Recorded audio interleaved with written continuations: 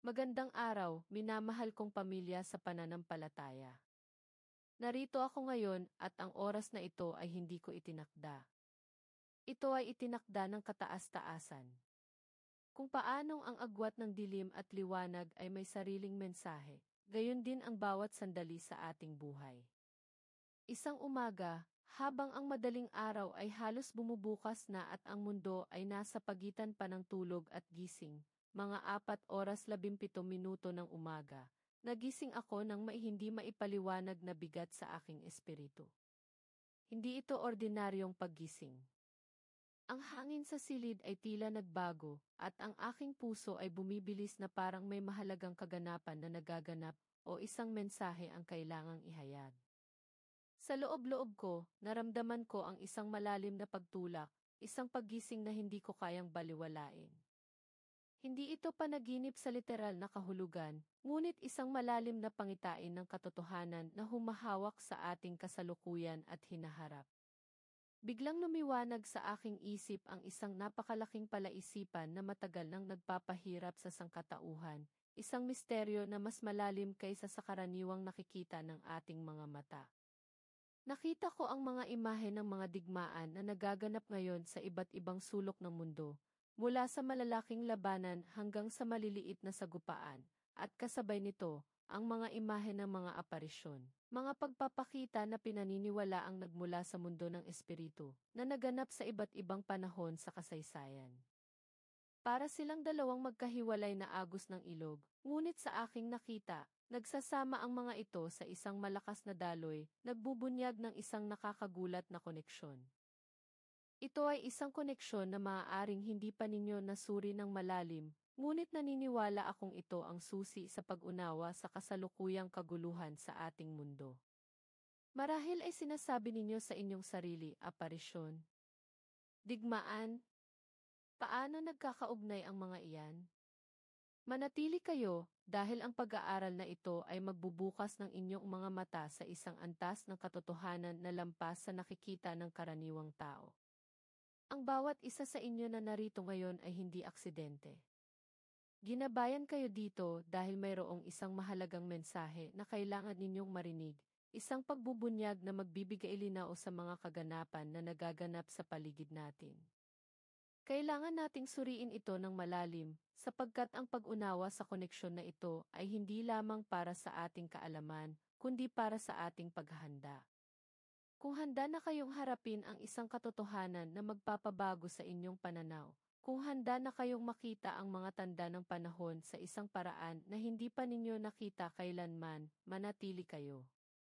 Sapagkat ang mga kaganapan sa mundo ay hindi lamang simpleng gulo, ang mga ito ay may mga espiritual na ugat, at ang mga aparisyon ay mga babala, mga mensahe, at kung minsan, mga manifestasyon ng mga puwersa na nagtatrabaho sa likod ng mga eksena. Tinalakay na natin ng maraming beses ang mga tanda ng panahon, ang paghampas ng karamdaman, ang pagbagsak ng ekonomiya, ang pagtaas ng imoralidad. Ngunit mayroon pang isang bahagi ng larawan na madalas nating napapansin, ngunit hindi natin lubusang nauunawaan ang koneksyon nito, ang mga aparisyon. Hindi lang ito basta-basta mga kwento ng kababalaghan. Ang mga pagpapakitang ito, maging saan man o kailan man ito naganap, ay may iisang tema, babala at tawag sa pagbabago. At kapansin-pansin, marami sa mga ito ay nagaganap bago o sa panahon ng malalaking digmaan. Ito ang nakakagulat na pagsusuri na kailangan nating pagtuunan ng pansin. Bakit ganito? Bakit tila naglalabas ang mundo ng espiritu ng mga pahiwatig kapag ang daigdig ay malapit ng lumubog sa kaguluhan ng digmaan? Ang koneksyon na ito ay hindi simple. Hindi ito black and white. Ito ay nangangailangan ng malalim na pag-unawa sa mga prinsipyong espiritual at sa kung paano gumagana ang mundo ng espiritu at nakakaapekto sa mundo ng pisikal. Nagsisimula tayo sa premise na ang ating mundo ay hindi lamang basta-basta isang random na koleksyon ng mga kaganapan. Sa likod ng lahat ng nakikita natin, mayroong isang digmaang espiritual na nagaganap, isang labanan sa pagitan ng liwanag at dilim, sa pagitan ng kabutihan at kasamaan. At ang digmaang ito ay nagpapakita ng sarili sa iba't ibang paraan. Isa na rito ang pagpapakita ng mga aparisyon at ang pagdami ng mga digmaan. Ngayon, huwag ninyong isipin na sinasabi kong ang lahat ng aparisyon ay mula sa iisang pinagmulan o na ang lahat ng digmaan ay sanhi lamang ng isang bagay. Ang pagsusuri natin ay mas komplikado kaysa doon. Ngunit mayroong isang pattern, isang koneksyon na hindi maaaring baliwalain. Unawain natin na ang mga aparisyon ay maaaring magkaroon ng iba't ibang pinagmulan. Ang ilan ay maaaring tunay na galing sa Diyos, mga babala, mga panawagan sa pagbabalik loob. Ang iba naman ay maaaring galing sa kaaway, upang linlangin, guluhin, at ilihis ang sangkatauhan mula sa katotohanan. At ang mga digmaan, sa kabilang banda, ay manifestasyon ng mga puot, kasakiman, ambisyon, at kawalan ng pagmamahal na lumalago sa puso ng tao. Ngunit ang aking nakita, at ang ipinapakita sa akin, ay ang paraan kung paano ang mga puwersang espiritual ay nagtatrabaho sa likod ng mga eksena upang impluwensyahan ang mga kaganapan sa ating pisikal na mundo. Ang mga aparisyon ay tila mga marker o signal flares na nagpapakita na mayroong isang malaking shift, isang malaking kaguluhan na malapit ng maganap. At madalas, ang kaguluhang iyon ay nauwi sa digmaan. Para maging mas malinaw ito, isipin natin ang kasaysayan. Kung susuriin natin ang mga pangunahing digmaan sa kasaysayan ng mundo, mula sa mga pandaigdigang digmaan hanggang sa mga rehiyonal na labanan na nagbago ng takbo ng kasaysayan, mapapansin natin ang isang nakakagulat na pangyayari. Bago o sa kasagsagan ng mga digmaang ito, mayroong mga ulat ng mga kakaibang pagpapakita, mga hindi maipaliwanag na pangyayari, mga aparisyon. Minsan, ito ay mga pagpapakita na may mensahe ng kapayapaan o babala. Minsan naman, ito ay mga pagpapakita na nagdudulot ng takot at pagkalito. Ang mahalaga ay ang timing. Hindi ito nagkataon. May isang mas malalim na disenyo na naglalahad ng sarili. Mayroon bang kaugnayan ang pagkabalisa ng mundo ng espiritu sa pagkabalisa ng mundo ng tao na nauwi sa armadong labanan? Ang mga aparisyon, sa esensya, ay mga bintana sa dimensyon ng espiritu. Ipinapakita nila sa atin na ang ating mundo ay hindi nakahiwalay sa mga puwersang hindi nakikita. Sila ay maaaring mga mensahero, mabuti o masama. Ang kanilang paglitaw bago ang mga digmaan ay maaaring magpahiwatig na ang digmaan ay hindi lamang resulta ng politika o ekonomiya, kundi may mas malalim na espiritual na labanan na nagaganap. Sino ang nagtatrabaho sa likod ng mga tabing? Ano ang kanilang layunin? At paano tayo makakatugon sa mga babalang ito? Ito ang mga tanong na sasagutin natin sa paglalakbay na ito. Huwag nating baliwalain ang mga ito. Ang mga kaganapan na nakikita natin sa balita ngayon, ang mga labanan, ang mga tensyon sa pagitan ng mga bansa, ay maaaring may koneksyon sa mga mensahe mula sa ibang dimensyon na sinimulan ng ipahayag maraming taon na ang nakalipas. Hindi lang tayo basta-basta tagamasid, tayo ay mga bahagi ng isang malaking kwento na isinusulat, at ang pag-unawa sa mga tanda ay mahalaga para sa ating kaligtasan at paghahanda. Ngayon, susuriin natin ang ilang mga halimbawa na magbibigay linaw sa koneksyon na ito. Hindi ako magbibigay ng mga detalyadong kasaysayan ng bawat digmaan o aparisyon, kundi ang pattern na nag-uugnay sa kanila. Isipin ang unang malaking digmaan na nagpabago sa mukha ng mundo, ang unang digmaang pandaigdig. Sa mga taon bago ang digmaang iyon, mayroong mga ulat ng mga aparisyon na may mensahe ng babala at pagbabalik loob. Ang pinakatanyag marahil ay ang mga pagpapakita sa Fatima noong 1917 sa kasagsagan ng unang digmaang pandaigdig.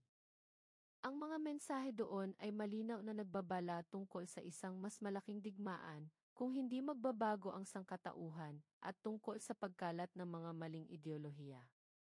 Ang propesiya ng ikalawang digmaang pandaigdig at ang paglaganap ng komunismo ay malinaw na ibinigay. Ano ang sinasabi nito sa atin? Na ang mundo ng espiritu ay may kaalaman sa mga kaganapan na darating at nagbibigay ng babala.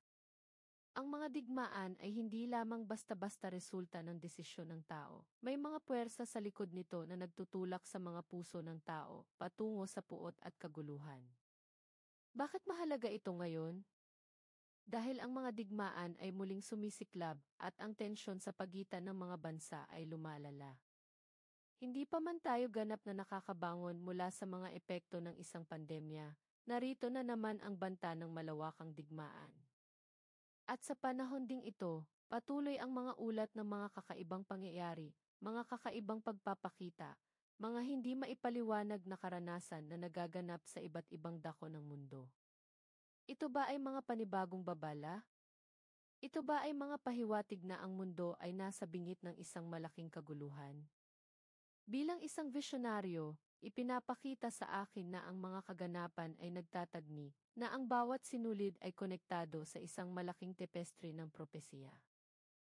Ang mga aparisyon ay hindi lamang para sa mga naniniwala sa kanila, ang mga ito ay mga paalala sa sangkatauhan na mayroong higit pa sa nakikita, at ang ating mga aksyon ay may espiritual na kahihinatnan.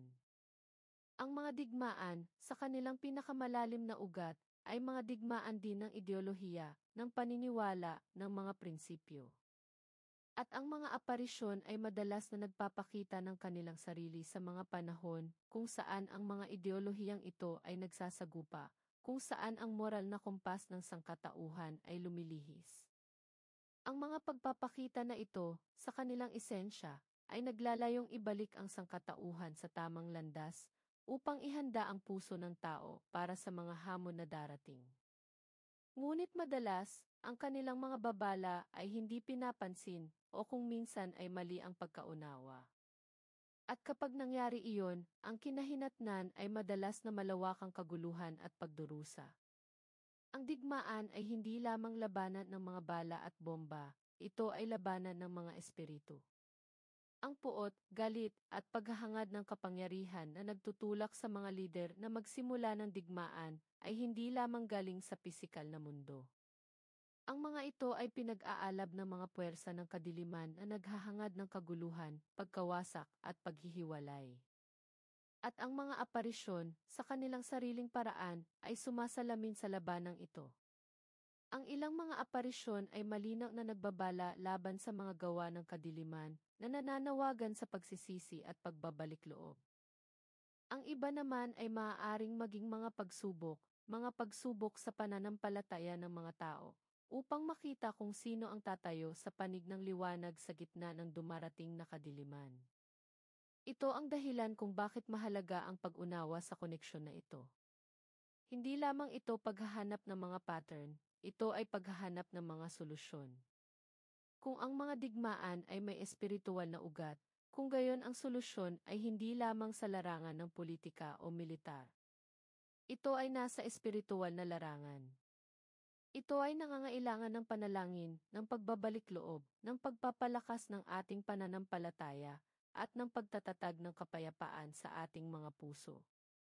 Ang mga aparisyon, sa kontekstong ito, ay nagiging mga tawag sa paggising, mga paalala na ang oras ay maikli, at ang kailangan nating gawin ay kumilos.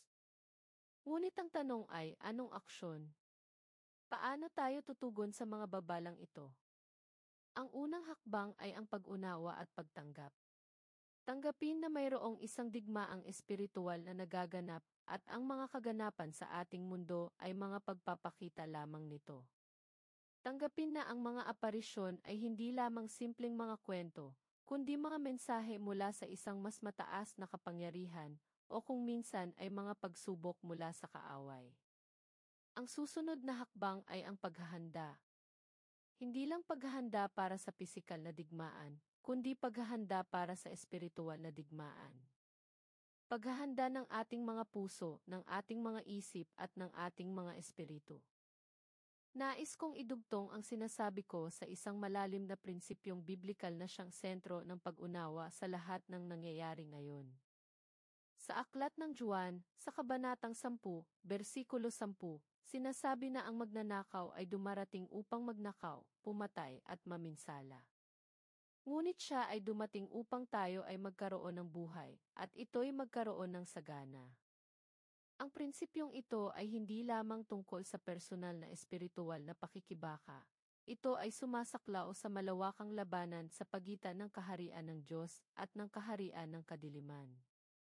Ang mga puwersa ng kasamaan ay patuloy na naghahanap ng pagkakataon upang sirain ang kapayapaan, upang itanim ang puot at galit, upang magnakaw ng buhay at pag-asa mula sa sangkatauhan. At ang mga digmaan ay ang pinakamalaking manifestasyon ng kanilang layunin na pumatay at maminsala sa isang malawakang antas. Kapag ang puot ay kumakalat sa puso ng mga tao, kapag ang ambisyon at kasakiman ay lumalaki, ito ay nagbibigay ng bukas na pinto sa mga masasamang espiritu upang impluwensyahan ang mga desisyon ng mga lider at ng mga bansa. Ang mga digmaan ay hindi lamang politikal o pang-ekonomiya. Ang mga ito ay espiritual na labanan na ipinapakita sa pisikal na mundo. Sa kabilang banda, ang mga tunay na aparisyon na mula sa Diyos, kung mayroon man, ay palaging nagdadala ng mensahe ng pagmamahal, kapayapaan, at pagbabalik loob. Ang kanilang layunin ay hindi upang maghasik ng takot, kundi upang magbigay ng babala at tawagin ang sangkatauhan pabalik sa Kanya. Sila ay nagbibigay ng pagkakataon sa mga tao na magsisi at maghanda bago maging huli ang lahat. Ngunit kung ang mga babala na ito ay hindi pinapansin, kung ang mga tao ay patuloy na nagpapakasama at lumalayo sa Diyos, kung gayon ang mga puwersa ng kadiliman ay nagiging mas malakas, at ang kanilang layunin na magnakaw, pumatay, at maminsala ay nagiging mas madaling matupad. Kaya't ang koneksyon sa pagitan ng mga aparisyon at digmaan ay isang malalim na pagpapakita ng labanan sa pagitan ng puwersa ng liwanag at kadiliman sa isang pandaigdigang saklaw. Tingnan natin ang isang sitwasyon mula sa kasaysayan, isa na malinaw na nagpapakita ng prinsipyong ito. Sa mga panahon ng matinding kaguluhan sa mundo, madalas nating nakikita ang pagsikat ng mga maling turo o mga maling propeta. Sa panahon ng paghahanda para sa ikalawang digmaang pandaigdig, habang ang mundo ay nababalot ng tensyon at kawalan ng katiyakan, lumitaw ang iba't ibang uri ng imensahe at mga pagpapakita na tila nagbigay ng pag-asa ngunit naglihis sa marami mula sa tunay na katotohanan. Ang mga maling turo ay nagpapalabas ng kaguluhan na nagbibigay ng kalituhan sa mga tao na siyang naghahanda sa kanila na tanggapin ang isang ideolohiya na magtutulak sa kanila sa digmaan. Ang kawalan ng kaalaman at ang pagtanggap ng mga kasinungalingan ay nagiging fertile ground para sa mga puwersa ng kasamaan upang magtanim ng binhi ng puot at pagkakawatak-watak. Ang mga tunay na babala, tulad ng mga nabanggit sa Fatima o iba pang mga pagpapakita na pinaniniwala ang tunay, ay nagbigay ng malinaw na mensahe, pagbabalik loob, panalangin at pagsisisi. Ngunit ang mundo, sa pangkalahatan, ay pinili na huwag pansinin ang mga babalang ito. Ang resulta, ang pinakamalaking at pinakamadugong digmaan sa kasaysayan ng tao. Ito ay hindi lamang basta-basta nagkataon. Ito ay isang patunay na ang kalagayan ng espiritu ng sangkatauhan ay direktang nakakaapekto sa mga pisikal na kaganapan sa mundo. Kapag ang espiritual na depensa ng sangkatauhan ay humina, kapag ang mga tao ay tumalikod sa kabutihan at pagmamahal, nagiging bukas ang pinto para sa mga puwersa ng kadiliman upang maghasik ng kaguluhan, at ang digmaan ay nagiging kinahinatnan. Ngayon, kung titingnan natin ang kasalukuyan, makikita natin ang parehong mga pattern. Ang mundo ay puno ng pagkakawatak-watak, ng malalim na pagkamuhi ng puot at ng kasakiman. Ang mga digmaan ay hindi lamang lokal, sila ay may mga ripple effect na umaabot sa buong mundo, nagbabanta sa kapayapaan ng bawat isa sa atin. At sa parehong oras, mayroong dumaraming ulat ng mga kakaibang pangyayari, mga kakaibang pagpapakita, mga hindi maipaliwanag na fenomena na nagaganap sa buong mundo. Ang mga ito ay maaaring mga babala o mga pagtatangka ng mga puwersa ng kadiliman upang lalo pang lituhin at ihiwalay ang sangkatauhan. Ang kailangan nating gawin ay suriin ang mga ito sa pamamagitan ng lens ng banal na kasulatan at ng espiritual na pagdiscernment. Huwag nating tanggapin ang lahat ng bagay na nakikita natin. Kailangan nating tanungin ang ating sarili, ano ang mensahe nito? Nagtutulak ba ito sa atin patungo sa Diyos o palayo sa Kanya? Nagdudulot ba ito ng kapayapaan o ng kaguluhan? Ang pag-unawa sa mga aparisyon ay hindi lamang tungkol sa pagtukoy kung sila ay tunay o hindi. Ito ay tungkol sa pagtukoy sa kanilang espiritual na pinagmulan at layunin. At ang pag-unawa sa mga digmaan ay hindi lamang tungkol sa pagtukoy sa kanilang politikal o pang-ekonomiyang sanhi. Ito ay tungkol sa pagtukoy sa kanilang espiritual na ugat. Kapag nakita natin ang koneksyon na ito, makikita natin na ang solusyon sa mga digmaan sa mundo ay hindi lamang nakasalalay sa mga politiko o sa mga hukbo. Ito ay nakasalalay sa pagbabago ng puso ng tao, sa pagbabalik loob sa Diyos, at sa paghahanap ng kapayapaan sa pamamagitan ng Kanya.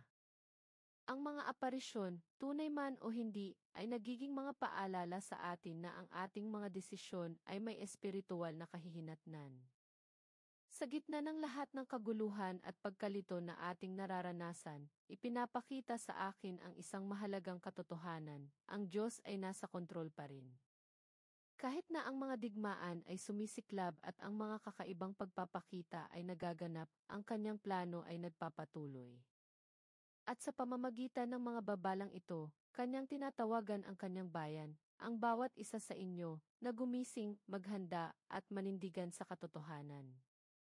Ito ay panahon para sa atin na maging matalino, na maging handa, at maging tagapag-udyok ng kapayapaan at pagmamahal sa isang mundo na nababalot ng puot at galit.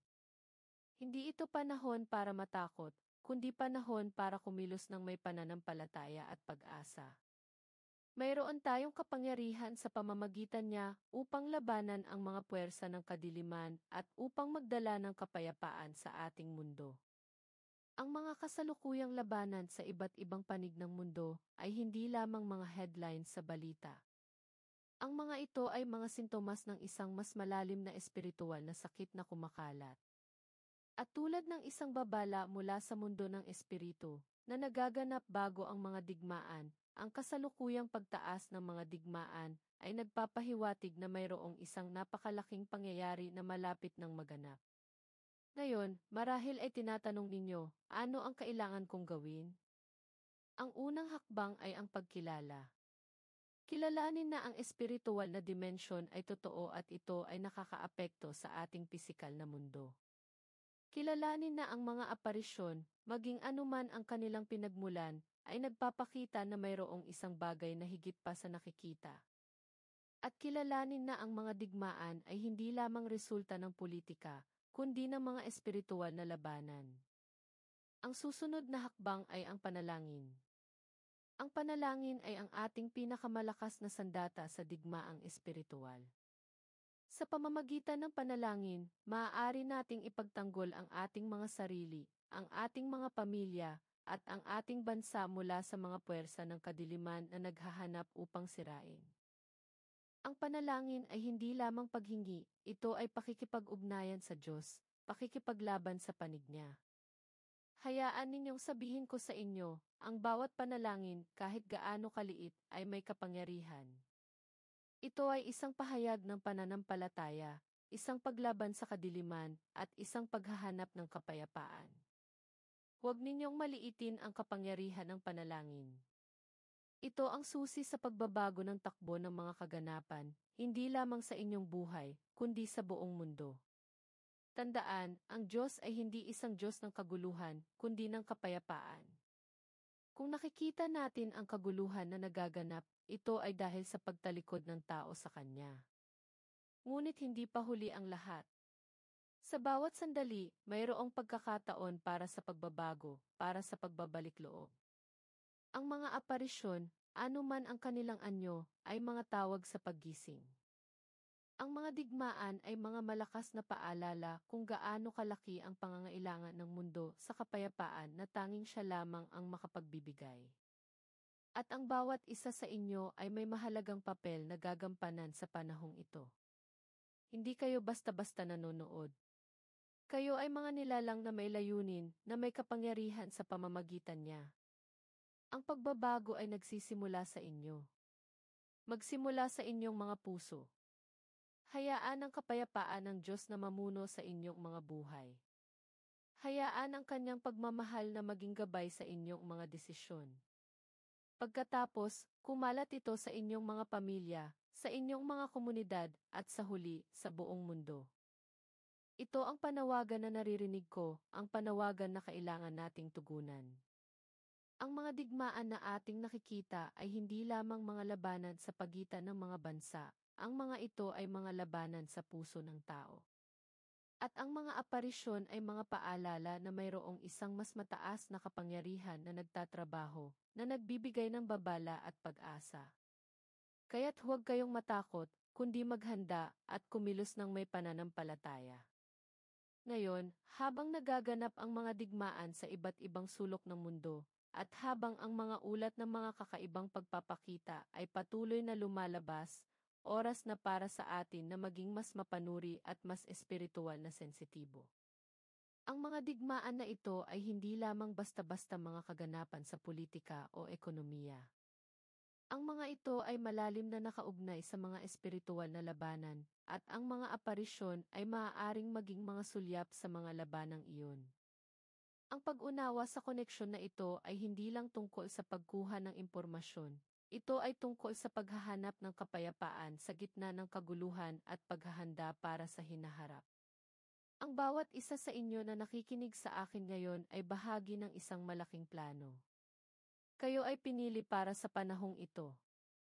Ang Diyos ay nagbibigay ng mga babala at mga tanda, at nasa sa atin na unawain ang mga ito at kumilos ng naaayon. Hindi tayo magiging pasibo. Dapat tayong maging mga tagapaghatid ng kapayapaan, mga tagapaglaban ng katarungan, at mga tagapagkalat ng pagmamahal sa isang mundo na nababalot ng dilim. Ang koneksyon sa pagitan ng mga aparisyon at digmaan ay hindi lamang isang intelekwal na ehersisyo. Ito ay isang panawagan sa espiritual na aksyon. Ito ay isang panawagan para sa pagbabago. Ang mundong ito ay nagtatapos sa isang siklo at papasok sa isa pang yugto.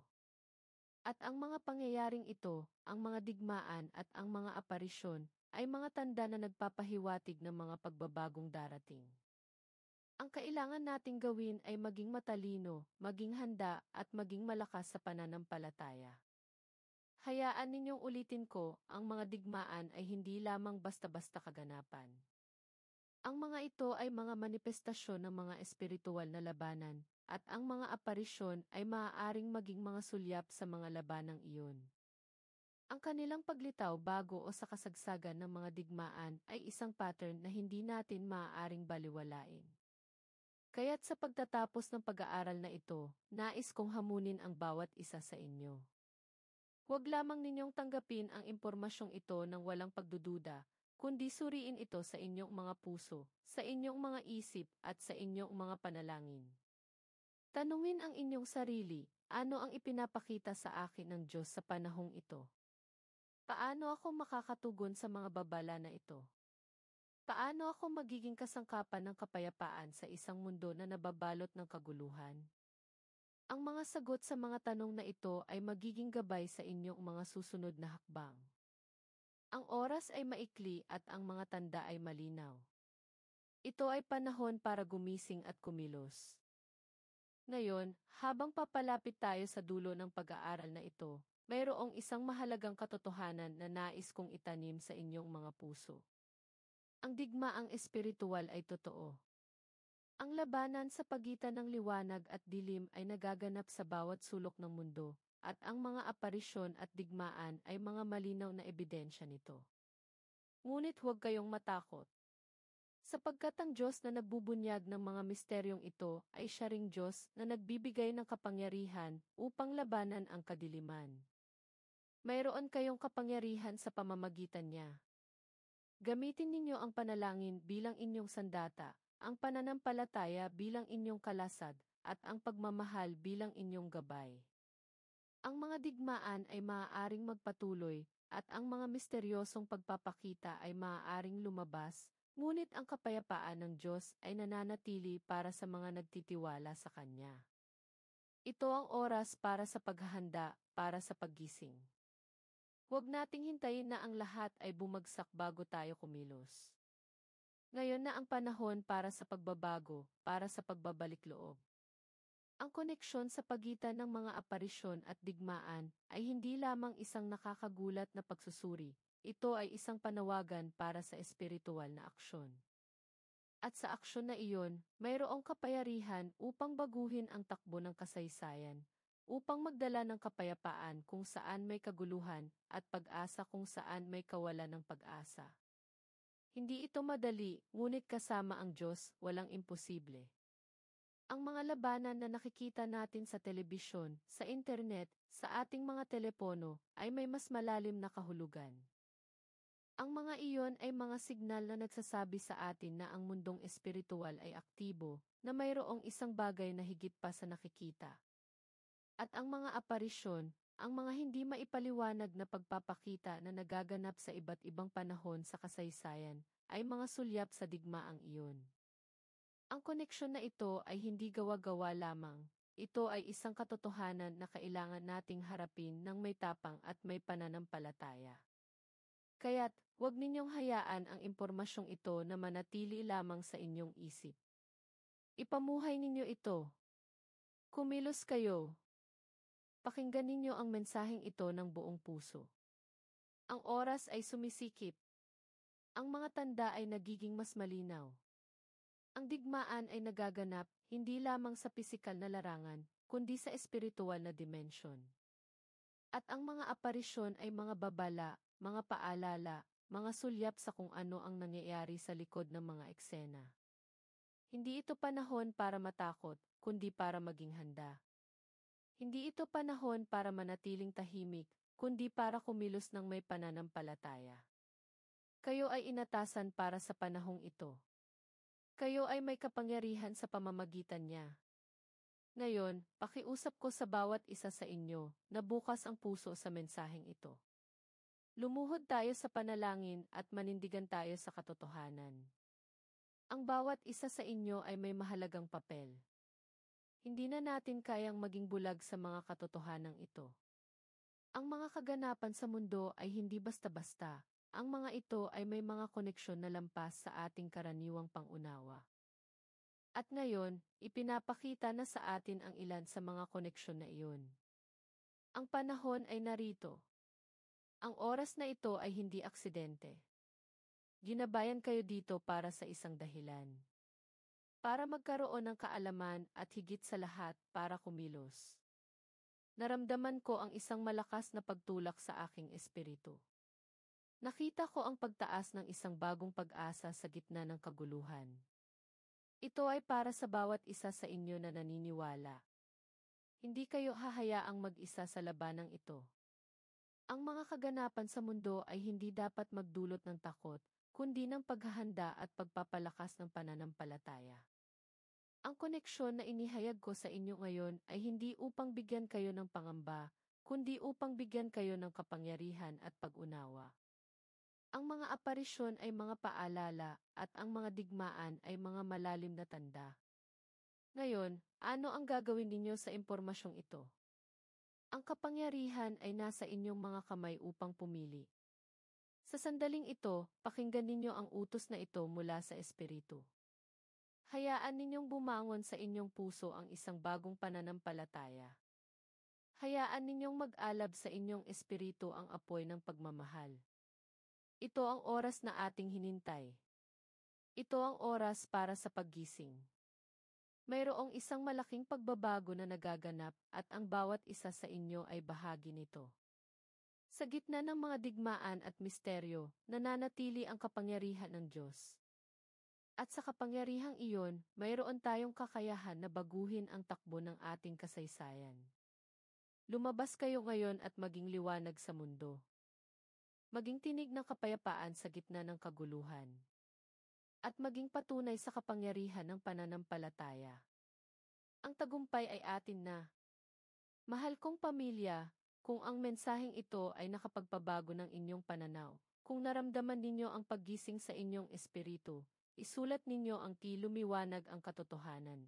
sa mga komento upang makasama namin kayo sa panalangin para sa mas malalim na pag-unawa at kapayapaan sa mundo. Pakipindot ang like i-button sa videong ito bilang isang propetikong gawain ng inyong pananampalataya na ang kapayapaan ay mangibabaw at ang pag-unawa ay lalaganap. At pakishare ang videong ito sa 3 tao na kailangan ding magising sa koneksyon na ito sa pagitan ng mga aparisyon at digmaan. Sa 3 tao na naghahanap ng kasagutan sa mga kaganapan sa mundo at nangangailangan ng pananaw na ito para sa kanilang paghahanda. Ang pagbabahagi nito ay isang aksyon ng pagmamahal. Kung gusto ninyong malaman ang higit pa tungkol sa mga huling araw at kung paano maghanda sa espiritual, panoorin ang aming video na pinamagatang ang 5 tanda ng paggising. Paano maghanda sa panahong ito. Huwag din kalimutan na mag-subscribe sa aming channel at i-activate ang notification bell para hindi ninyo mapalampas ang aming mga bagong pagbubunyag. Marami pa tayong dapat suriin, marami pa tayong dapat matutunan. Laging tandaan, kasama ninyo kami sa pananalangin at paghahanap ng kapayapaan. Magtiwala kayo sa kanyang plano. Manatili kayong nakatayo. Patuloy na manalangin.